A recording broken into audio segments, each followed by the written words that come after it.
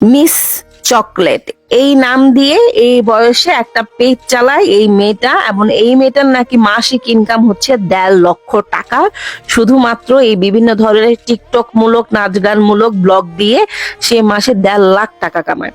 আর এই মেয়েটা নাকি ডাবল টাইমিং করছে, আর ডাবল টাইমিং করার কারণে হচ্ছে তার বয়ফ্রেন্ডের রাস্তার মধ্যে তাকে ধরে টানাটানি।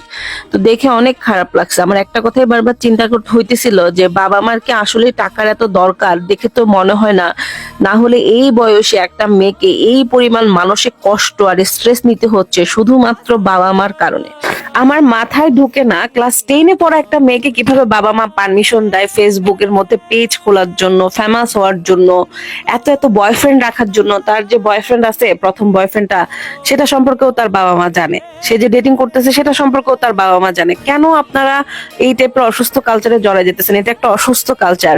বয়ফ্রেন্ডকে নিয়ে ওপেনলি টিকটকে তারা হচ্ছে রোমান্টিক রোমান্টিক ভিডিও বানাচ্ছে, সেগুলো সব আবার সেই লেভেলের ভাইরাল।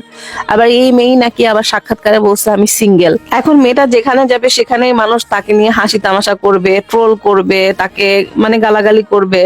কি পরিমাণ কষ্টদায়ক! এগুলো কি বাপ মা তাদের ব্রেনে নিচ্ছে নাকি বাচ্চাটা তার ব্রেনে নিচ্ছে? আমি আসলে বুঝতেছি না। আপনারা প্লিজ বাচ্চাদেরকে এরকম অসুস্থ কালচার দিয়েন না।